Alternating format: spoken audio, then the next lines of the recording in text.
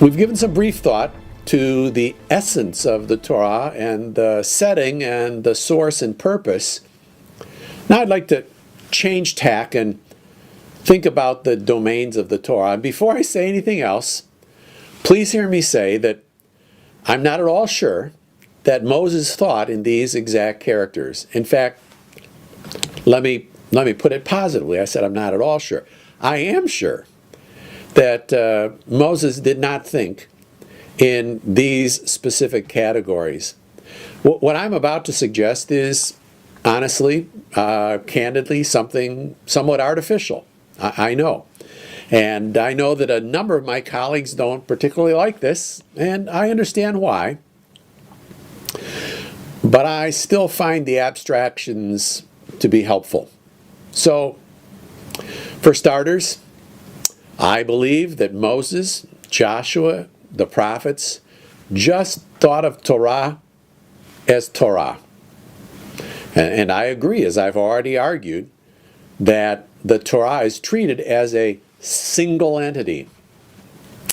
But as I work to try to understand the meaning intended by the author and then draw out principles so that as a Christ follower, I can consider ways that the significance of these texts apply to my situation and the situation of folks that I get the privilege of discipling. And it's to that end that I found it helpful to try to understand that within this unitary body of teaching, there appear to be several domains. These domains aren't random, helter-skelter. I see them, maybe back to my Matryoshka doll metaphor, I see them as concentric. Same source, same center, same focus. But at the same time, there's some sort of differentiation. Well, more about this in a minute. We'll talk about Jesus. I think a clue that there's some sense to these domains, but let me begin with the moral domain. I think the moral domain is embodied in primarily the Decalogue, the 10 words recorded in Exodus 20 and Deuteronomy 5. The moral domain of Torah provides instructions regarding one's attitude toward this one-of-a-kind God who created the universe and is the Lord of history. Those would be the first 4 of the 10. And I think the point is that, again, remember, this was not given before the Exodus. This wasn't given before Abraham was chosen and given the promise and the covenant.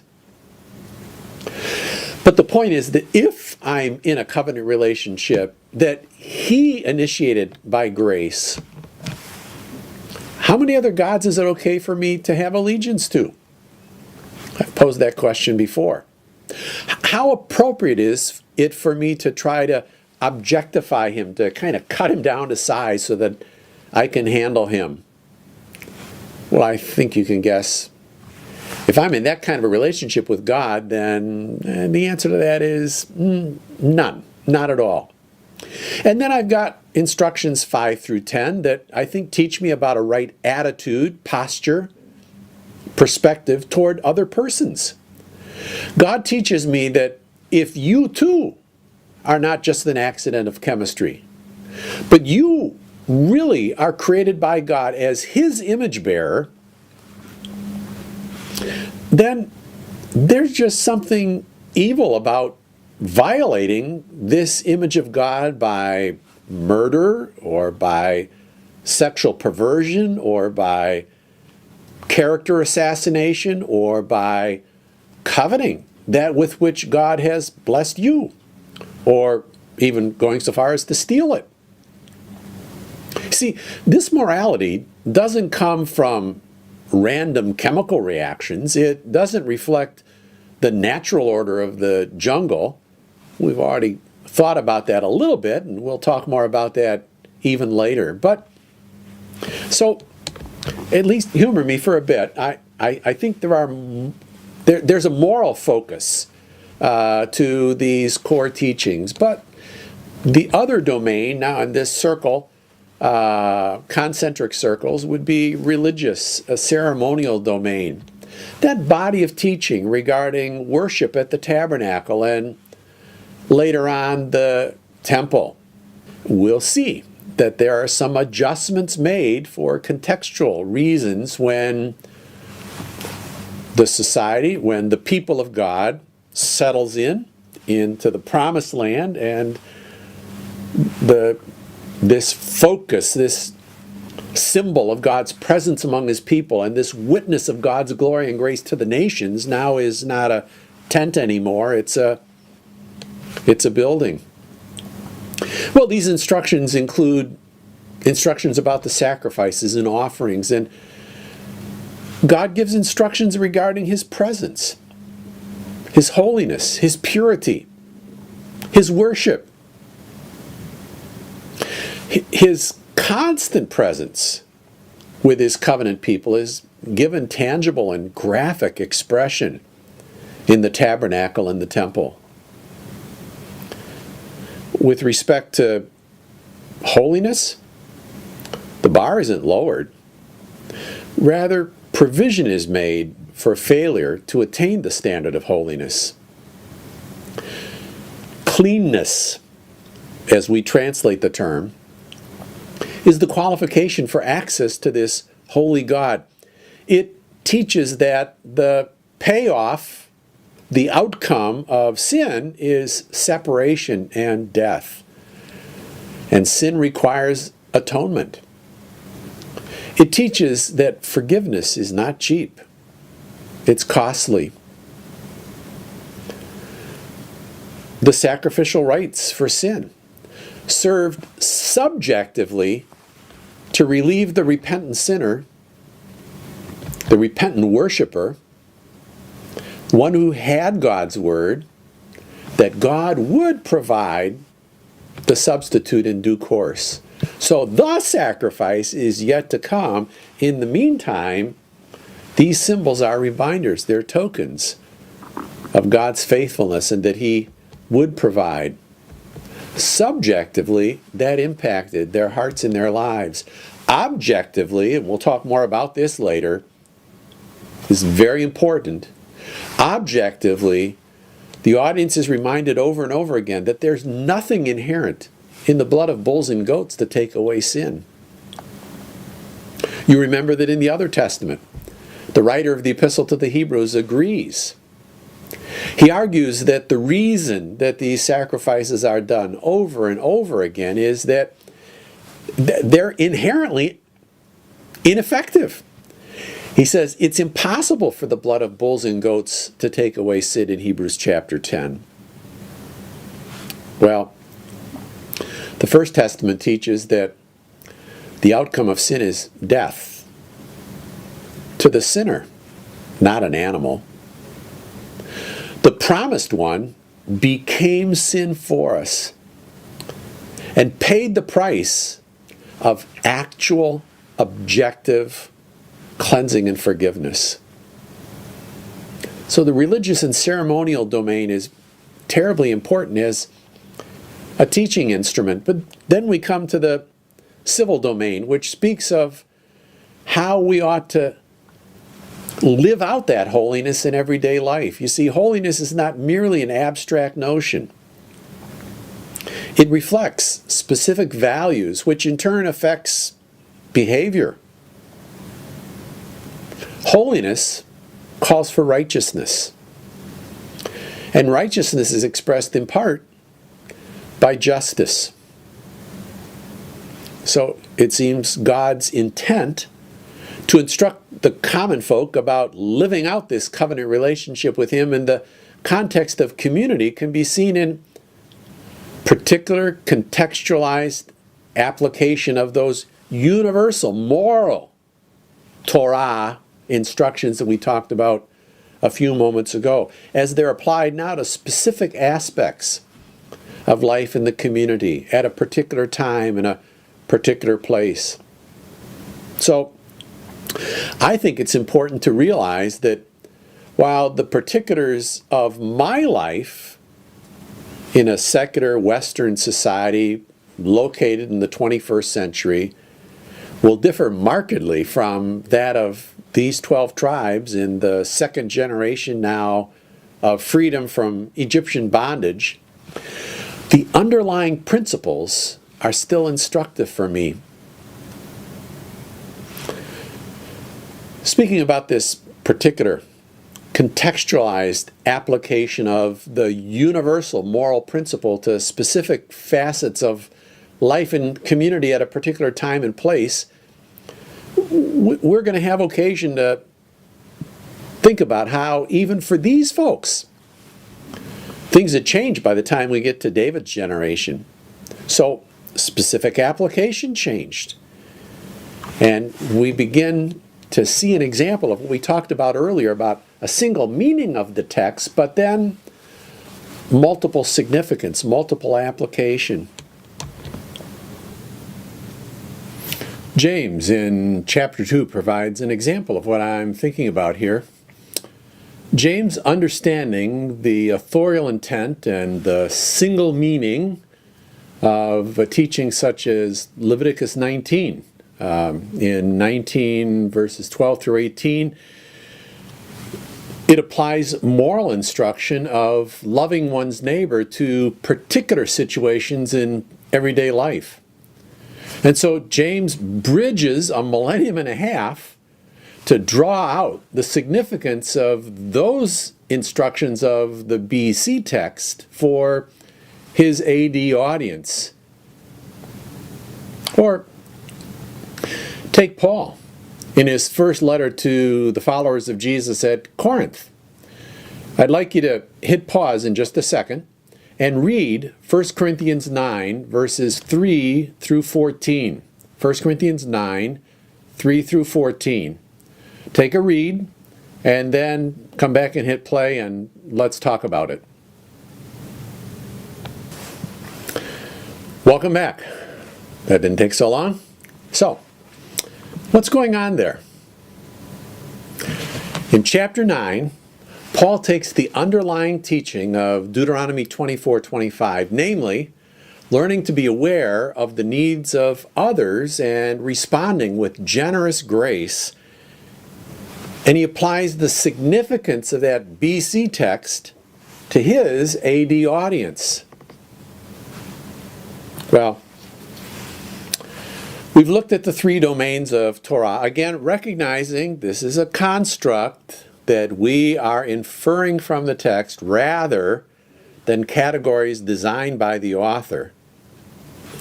It seems that there are levels of Torah as well. I'll try to illustrate that. Do you remember in Matthew 23? Jesus is interacting with Torah specialists, scribes and Pharisees. And in the course of that conversation, Jesus confronts them and warns them, this is not polite language now, right? Woe to you, scribes and Pharisees, hypocrites! For behold, you tithe mint and dill and cumin, and have neglected the, watch the phrase, the weightier matters of law, namely justice, mercy, faithfulness. He goes on, these you ought to have done without neglecting the others. Do you get it? Jesus seems to be saying that there are levels or magnitudes or scope when he contrasts the weightier matters of Torah with the lighter or the lesser matters that seem to preoccupy these folks. Having said that, Jesus doesn't seem to be saying, listen, with respect to the lighter matters, never mind. We think about levels of Torah. Again, I'm coming back to my Matryoshka dolls. I see them sort of like a stack, like this nesting of the dolls. So, what's the greatest commandment? Now, I'm not making this up, am I? What's the greatest commandment? Well, Jesus seemed to think it was what? Love the Lord your God with all your heart, with all your soul, with all your ability. Where does he get that? From the First Testament, Deuteronomy 6. So that's the first level. What's the next? The second is like to it, love your neighbor as yourself. Then come the 10 Commandments, and then come case law and statutes and ordinances. So do you see not only the weightier and the lighter, but also this sort of stacking or these levels of instruction. And we'll see them kind of just all woven through the text as we read not only Torah, but as we read, or the Torah of Moses, and as we read the extended Torah in the historical books and in the prophets. So, throughout this course, we'll be wrestling with this question from one angle or another. Here's another question. Is the authority of the Hebrew Bible limited to what's repeated in the New Testament? We've kind of touched on this before when we looked at some historical approaches to the First Testament, Marcion, Luther, and so on. But is the authority limited to what's repeated in the New Testament? And if so, then it's obsolete. It isn't a necessary part of the Christian's Bible. Or is the authority of the Hebrew Bible limited to whatever the New Testament hasn't changed? So if the New Testament didn't change it, then it's still in force. I'm suggesting that how the Torah relates to promise and covenant is critical in our understanding of this. Again, I've posed the question several times, but is the Torah given in order to deserve the blessings of the promise, or is Torah given because of a promise covenant graciously given by God and received by faith by repentant believers? In Galatians chapter 3, Paul argues with great fanfare that it's impossible that the Torah was ever meant to be in order to. And we'll talk more about this later. So, now for one last feature to think about in this session, and that is structure. From a thematic perspective, where we do a synthesis of the content and structure of a work, I see, as I've already suggested, Genesis 1 through 11 as being prologue or prolegomena. It's setting the stage for, it's prepping the audience for what follows. And then Genesis 12 through Deuteronomy 34, it's the unfolding of this promise doctrine, and you'll be reading more about this. You've done some reading in Beecher already in the Stone Lectures. If you want to do further reading, you want to check out David Klein's The Theme of the Pentateuch. You see, God's selection or election of Israel as his chosen channel, and God's being present with his people, and God's provision for his people, giving them a land. Remember in the last week's session, we talked about this sort of storyline. Then God's righteous expectations of his people, his gracious provisions for reconciliation and restoration, his teaching about trust and faith and faithful living. Trust and obey, for there's no other way to be happy in Jesus but to trust and obey. You see, covenant relationship, as taught in the First Testament, is an inside-out thing. God changes the heart, and the believer simply loves God back. Check out Deuteronomy 30. We'll get to that later, but you can check it now. Well, from a developmental perspective, I suggest that the structure sort of unfolds like this. Genesis 1 through 11, prologue, that's the foundation. We've already talked about how these opening chapters seem to be intent at confronting worldview issues that, if not confronted, the rest of the gospel is meaningless, right? Genesis 12 through Exodus 1 verse 7, the fundamentals of the promise project, the promise and the covenant. And then Exodus 1, 8 through Numbers, there's the framing, the recruiting, the redeeming, the instructing, the discipling of a covenant community that's commissioned to be what? A priestly kingdom. A kingdom of priests. What do priests do? Priests represent God to the people, and they represent the people to God. Well, here's a whole nation that was to be a priestly nation to the Gentiles, from which God was calling out of a people for his name. Deuteronomy then is sort of the superstructure, as Moses delivers 3 teaching sessions with the covenant community. Where are they? They're standing on the brink of entering into the promised land to be a light to the nations. And Moses delivers these 3 significant teaching sessions.